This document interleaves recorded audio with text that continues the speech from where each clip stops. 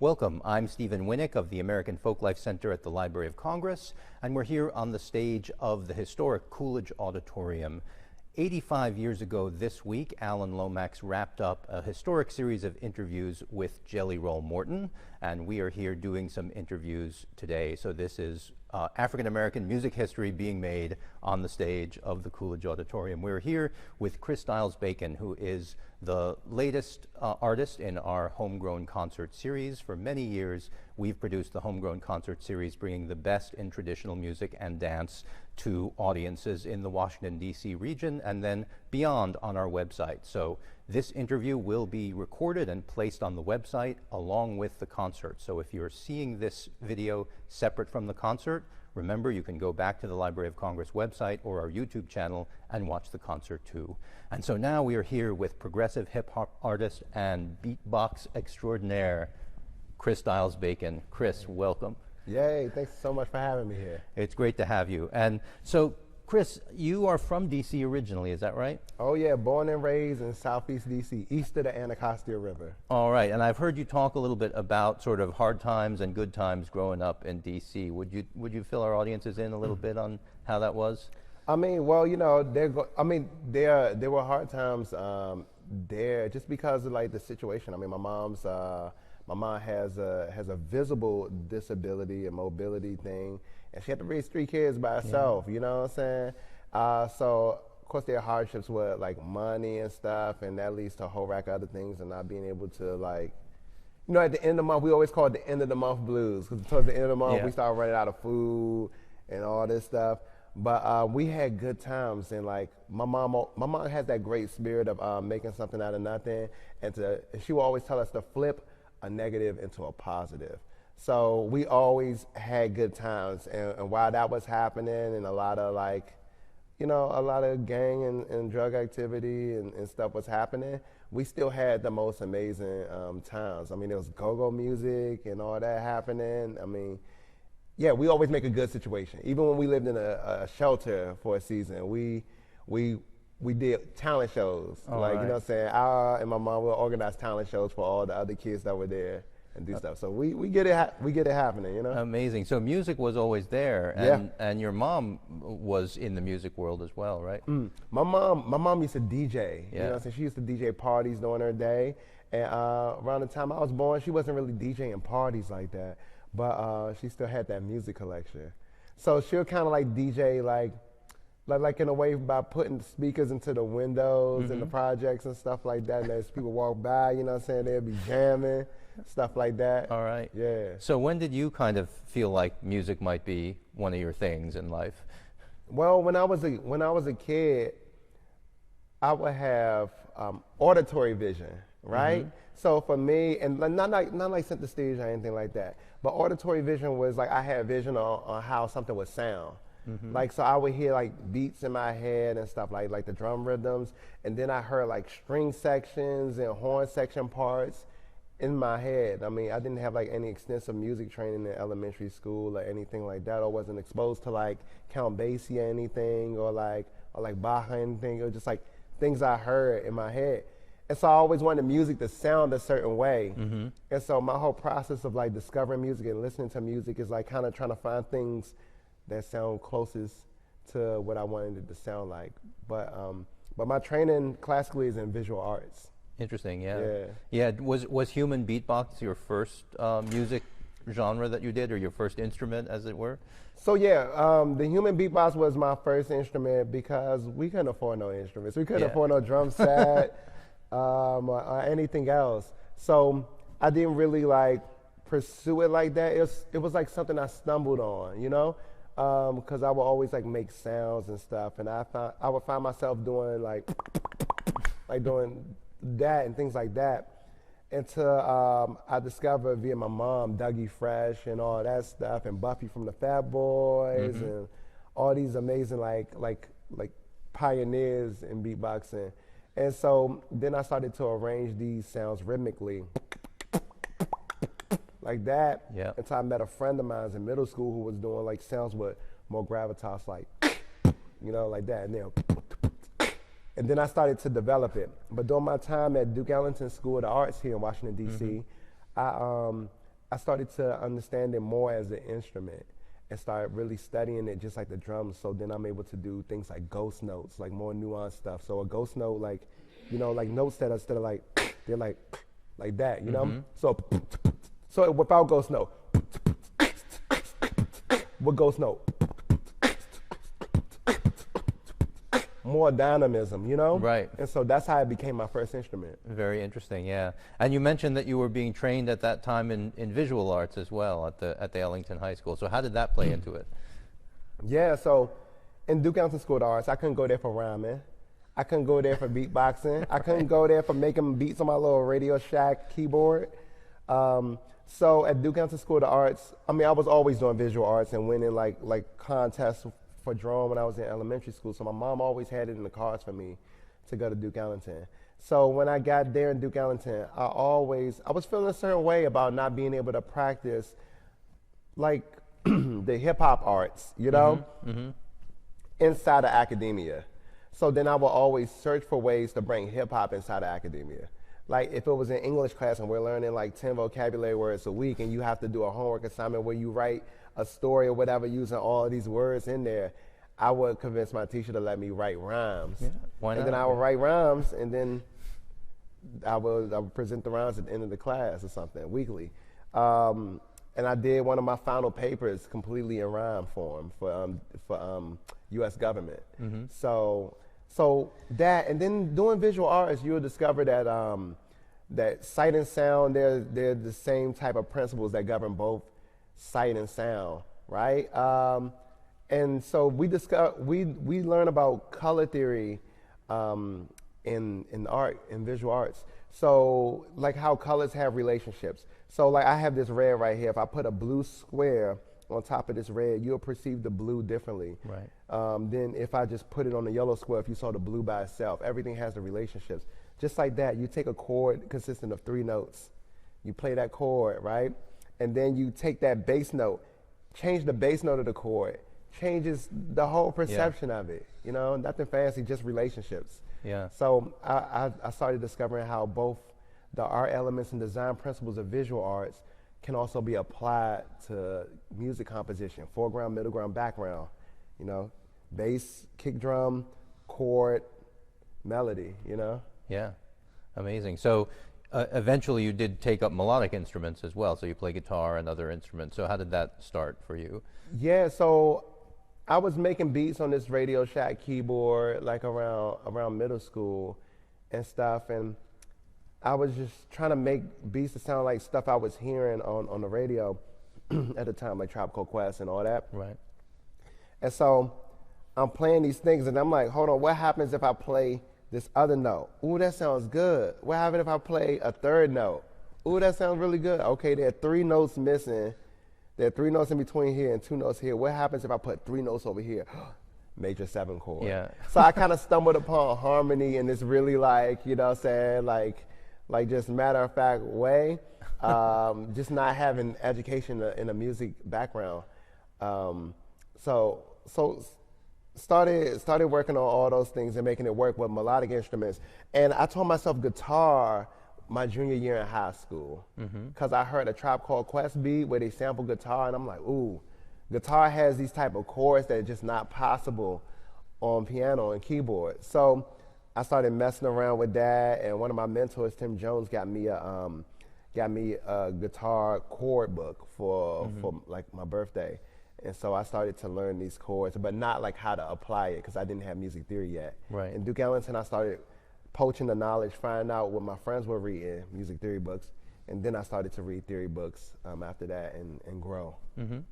So you mentioned mentors, and I know you've had a few over your life, including Kathy Fink and Marcy Marxer, who were in our series just this year. Cool. Yeah. So talk a little about Kathy and Marcy and your work with them. Yeah, for sure. So like, so I was an artist in residence at Strathmore. It's a arts presenter concert hall in Bethesda, in North Bethesda, Maryland.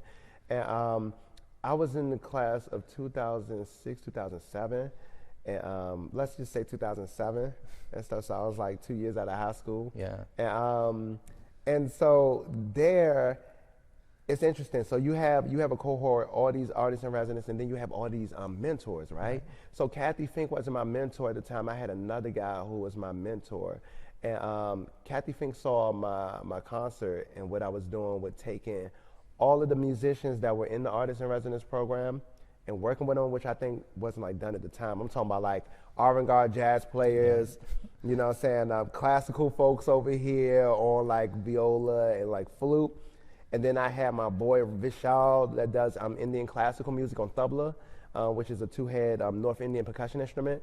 Had him in there, and a guy on tuba, piano, didgeridoo. We're mixing all these sounds and styles together. And so from there, she wanted to link up with me and do a little jamming on the banjo and stuff like that. So then we started to, I heard this banjo being played live in front of my face for the first time, because you might hear a little banjo like in the ethers and stuff on the commercial, you know, of the Geico variety, and back then, but never in person. And so I heard all the polyrhythms, so I started to do like cycle between like several beatbox rhythms to kind of like counter or support the polyrhythms of the of her clawhammer banjo style. And from there, we started to work together. She had an idea of like trying to mix these two together. So that's when I met her partner, Marcy Marxer, and we started recording a body of work that later became the CD Banjos, Banjos and Beatbox. Yeah, and so that CD did pretty well, and was nominated for a Grammy Award. Yes, indeed. So congratulations Thank you so on much. that. So that was just a few years out of high school that you were I know, able to do teamwork that. makes the dream work, though. Yeah, you know? that's right. Yeah, Yeah. yeah, very. So, yeah, and of course, Kathy and Marcy, they are like very astute musicians, and they have tons of experience, right? Absolutely, yeah. I mean, just like the span of time that they've been recording music and how technology has changed. Versus you're like doing the phonograph type of thing, then you're going into doing cassette CDs and now streaming. And I could just only imagine like that had to have been a really good conversation. So the people have to check that out, because to be women, solo, pioneering women, recording in the recording industry and touring during that time, you know they got stories of facing adversity. Absolutely. You know what I'm saying? So Yeah. they're very cool people to work with. They're brilliant folks, and we were really glad to have them in the series this year, and we've actually had them at the library before as well. Yes. So they're good friends of ours. So yeah. And cool people to have in your corner. That's right. That's for sure. Yeah, always. Because I feel like mentorship is really good because it gives you the HOV lane. You know Yeah. what I'm saying? Like without that toolage, you're stuck in traffic. You know what I'm saying? LA style traffic. And if you get your mentors, the homies in there, you have enough people to get in that HOV lane, you can avoid all that traffic and get there quicker. So I would say the only reason why I was able to like achieve all that I've achieved in this little span of time for myself and my baby career is because of mentorship. Yeah. So what other mentors can you think of that were helpful to you? Oh my goodness, Tim Jones and Bomani Amar. And I met them when I was going to an after-school team program led by Tim Jones at Martha's Table in Northwest DC off of U Street. And he created a program called Crushed Ice, and he loves his acronyms, Tim Jones. So ICE stands for Individualized Creative Expression. So it was a writing workshop specifically for MCs, specifically for rappers. Amazing. And so I go there. He's like, oh, write a rhyme about this right here. And he's like, no, you got to bury this topic right here, and just like really giving you the meat and potatoes of rhyming and stuff. And also through him, I met my other mentor, Bomani Amal, who was also working as an instructor there. And he started taking me out on the DC open mic poetry scene when I was like really little. And I would accompany him on the beatbox, and he'll let me do a song. And that's how like my presence in the scene and everything started to grow and snowball to the point where Strathmore was able to find me to be in their program because I was on the front page in the Washington Post, like Metro section, and for MLK Day.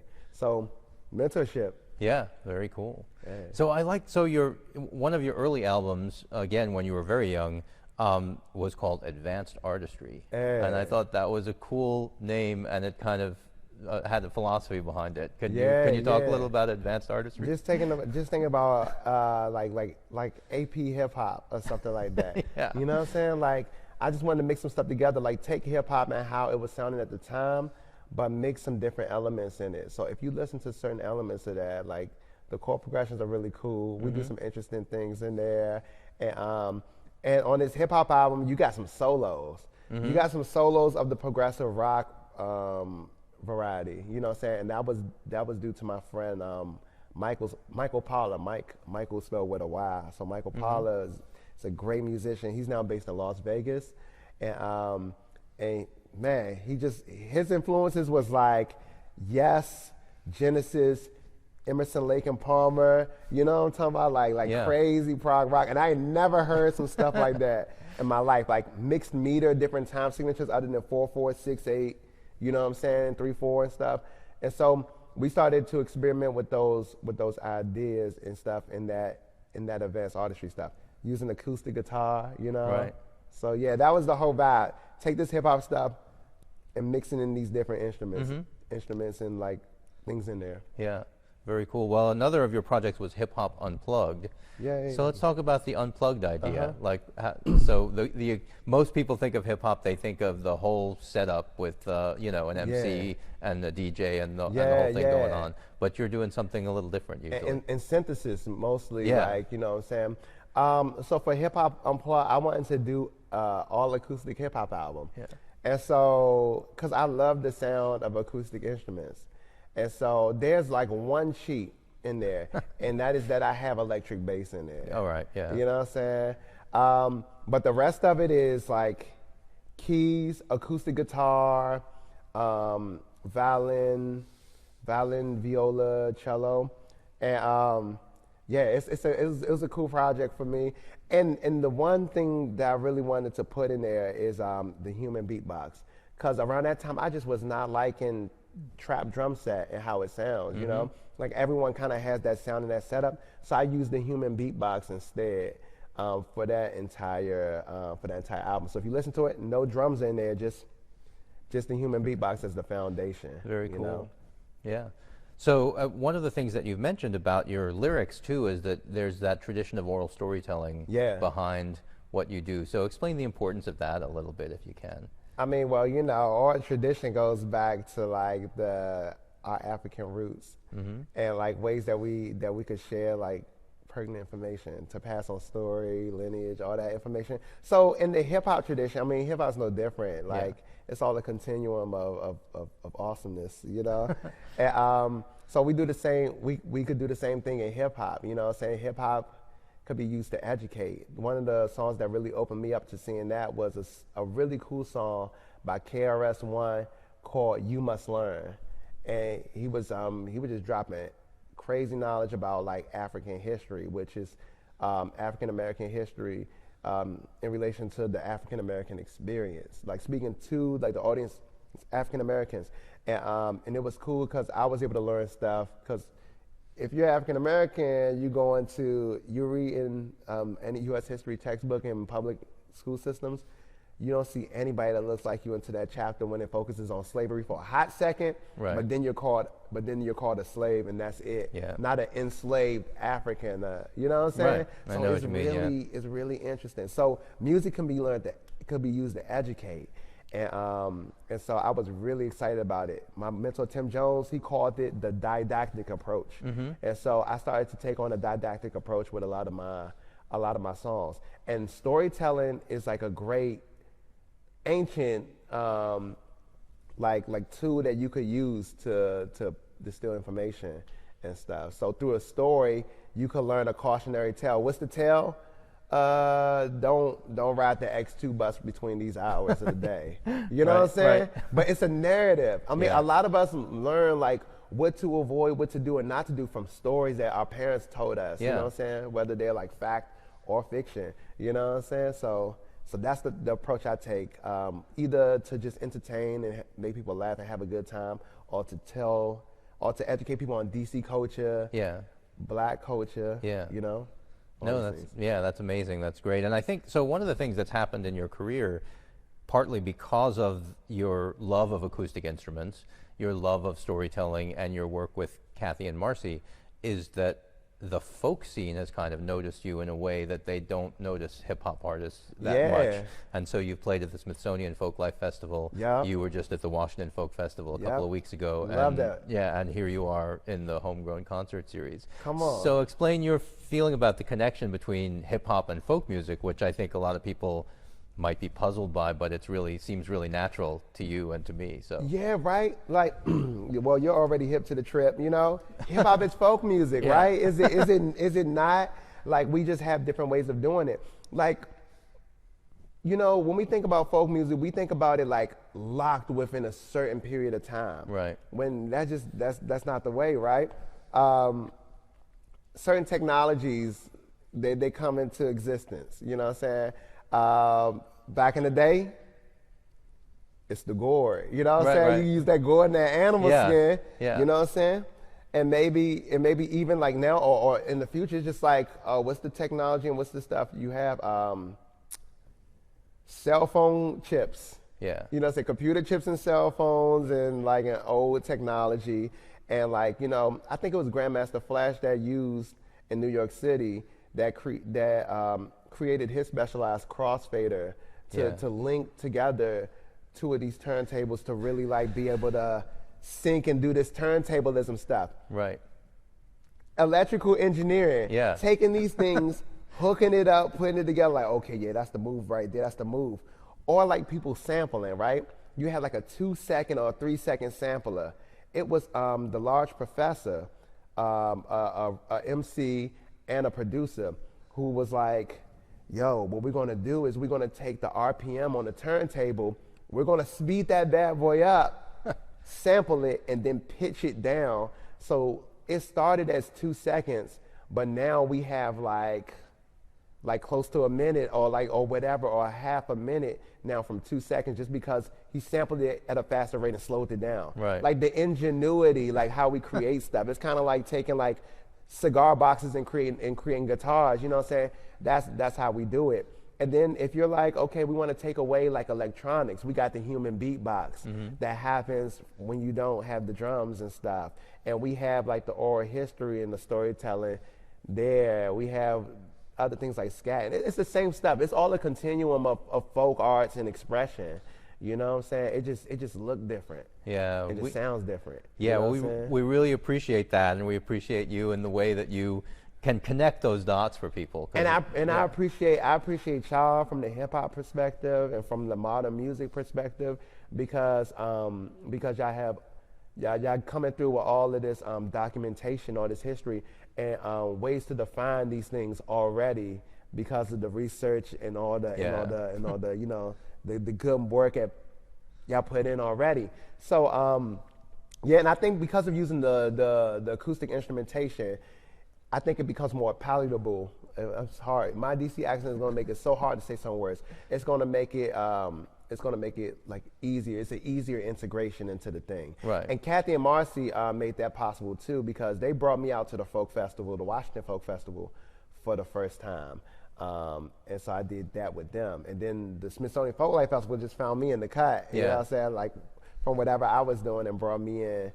For their giving voice thing, focusing on African American storytelling and tradition, and all those people mentored me. So I think that made it really easy. It was a good fit, and from there, hopefully, we could help people's palates become more sophisticated around hip hop music. I hope so. Yeah, I Yeah. think it'd be a good thing. So tell us a little bit about your concert tonight and Wassouf and you know your collaboration with him. Oh, I got my boy Wassouf on the balafon. He's gonna be tearing that joint up, and then percussion. And this guy, he's also a fellow bridge and a bridge builder as well. He's working on his own series where he's like collaborating with different casts of different genres and stuff like that. So you'll see it in the video. You know what I'm saying? It's gonna be great and tasty. And we met a while ago at this at a school in Northwest DC. It was a really interesting school because they was using like the arts to educate people on all the levels. So you learn about math through the arts. Like we're about to learn about math through percussion. I was brought in as a guest teacher there for like maybe a week, and then we met there, and I was really interested in this instrument, balafon, or bala, and so I'm just new to it, you know what I'm saying? My man is true to it, you know what I'm saying? And so I'm just seeing this like, oh, this is crazy. And so it's good to reconnect all these years and create some music together. So that's gonna be really great. And I'm gonna be doing my thing using an instrument from Laos. that is a percussion. It looks like a djembe, but a bit elongated. I think believe it's called Kung Lao. I have no Vietnamese like speaking prowess ever. You know what I'm saying? Like not at all. And so we're gonna be using that drum, but instead of play this way, and I'm gonna be doing a lot of DC rhythms like that on there. I have an acoustic electric guitar, a really cool like design of it, and I'm gonna be beatboxing and rhyming. All right. So it's gonna be some DC topics, some storytelling, and some fusion. All right. You know? We're looking forward to that. Let's talk about a couple of your other projects, because you've been doing some really interesting stuff lately, including the Washington Sound Museum. So explain what that is. So Washington Sound Museum is a concert series that I started around 2012, and it's all about bridging the cultural divide. And I used to do these things every month. So this is what would happen. I would have to find a collaborator from a totally different genre of music than myself, and then we have to bridge that cultural divide at the end of a month. So I would do it every month. Like, oh, who am I collaborating with this month? This person. We're gonna do Indian classical music. We're doing Brazilian music. We're doing Renaissance music on Theorbo and Viola da Gamba. And then we're gonna go over here and we're gonna do like, just all of that. And so it was happening at Bloom Bars, which is a nice community space and presenter in the heart of Columbia Heights, right, in the first ward of Washington D.C., which has its own historical significance there. And it's like 50 seats, so it's nice, cozy, and intimate. And so I will bridge that cultural divide every month. And then around 2015, I got some grant funding by the D.C. Commission on the Arts and Humanities. So I was able to blow that up and bring it to the Atlas Performing Arts Center and do one concert quarterly, and not have to break myself. Because my ensemble for Washington Sound Museum will be like string section, horn section, all that. Right. And so I have to compose, write string section, horn section parts, not only to go with my music, but the music of the collaborators. So over a quarter period, right, a 3-month period, it gave me time to really go in deeply with the collaborators and learn the music theory around their genres, to do community engagements where I take them to Duke Ellington, or I take them around the way and we'll do a performance for my folks that's listen to go-go or whatever. We take them to KIP DC or something like that in Southeast or whatever, and we'll do a performance and we're exposing people to 12th century Indian classical music, and then we're mixing it up with the music that they know about, and it's all cultural pedagogy, so you know what I'm saying, you could see yourself in the music, and so that's what I started doing, and filming documentaries to go with each and every collaboration. Wow. So that resulted in a documentary called Hip Hop Meets the Music of Brazil, where we went back and forth to DC and Brazil. So that's what I've been doing, and now I'm in search of the proper venue to house it for a new season. And so right now what I'm doing is just these music videos where I'm just collaborating with a different artist using the beatbox to do it. Cool. Yeah, you had a sort of a pandemic project of doing remote collaborations, exactly, right? yeah, called the Beatbox Remix Series. Yep, and that's really fun, so happy. Cool. Well, I don't want to focus on anything superficial, but one thing I'll say is you're a man of great style and charisma. When you walk into a room, people go, "Who's that guy?" And you think about your style, and you put style in your name. Tell us a little bit about your style. Oh man, well, it's so interesting, right? Because during the time when I got my name Chris Styles, I got that from my mentor Ernest Baskerville, who was who did hip hop back in his day, right? But he was a mentor in the after school program in middle school, and it just extended into the music realm because he knew something about rap. He gave me that name, but in a very indirect way, because he knew I was trying to come up with a rap name, and he was like, "Oh yeah, check this out. Yeah, your name Chris. Yeah, your name could be Chris Styles. You get it? It's Chris's Styles, because when you rap, you want to exhibit many styles and stuff, many rhythms and ways of approaching music." And he's like, "Yeah, you put a Z at the end and just one S in the middle." And he was like, "Yeah, that's fly." And he was like, "Psych, nah, I'm playing with you." Meanwhile, I was like, no. So I got that name from him. Bacon, that's my last name, government last name. Yeah. And so during the time, 7th grade, when I got that name, I was dressing in a very DC way. You know what I'm saying? I was within the DC lexicon of like style, except for I wasn't wearing like Jordans or whatever, because, you know, I didn't want to have to fight to keep possessions on my body. You know what I'm saying? So any really expensive joints, as a survival mechanism, I'm not gonna wear that. So like, so I was trying to, you know, dress in a certain way that's indicative of hip hop culture and whatever.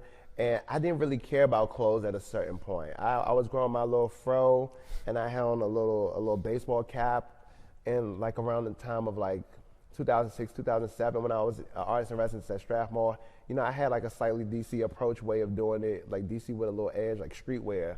And at a certain point, around the time when I started the Folklife Festival, I just had this awakening, like, you know what, I'm gonna dress however I wanna dress. And I don't want the oppressive force of how we're supposed to dress within our culture, if it's hip hop culture, DC culture, or American culture.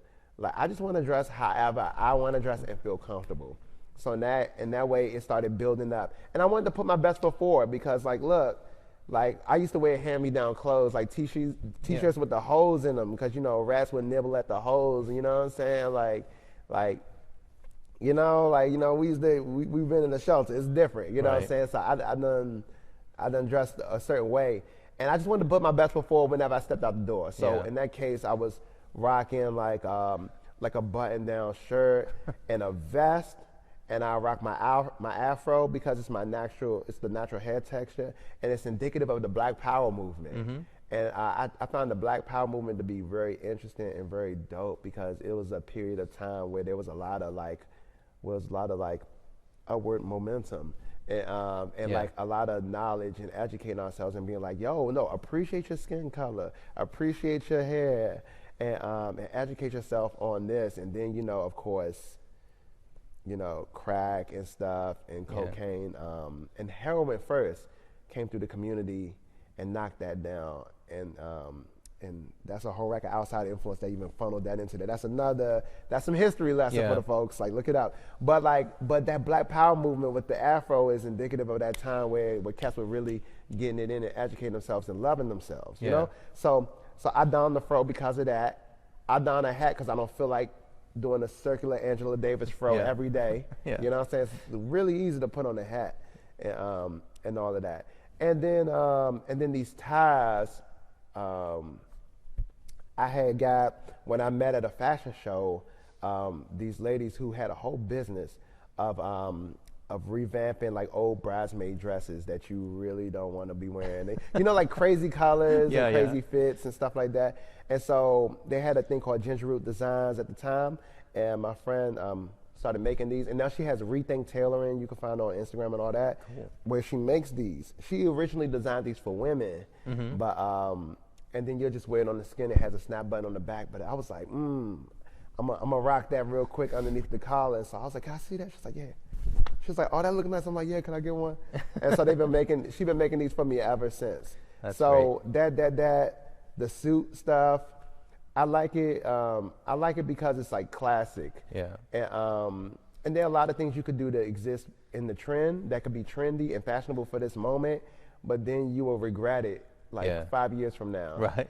And definitely 10 years from now, right? And what I like about a suit, a well-fitting suit, is that you could look at a person, you could look at like your granddad or whatever wearing like your granddad, great granddad wearing a suit back in the day with the black and white image or whatever, and it still looks awesome, right?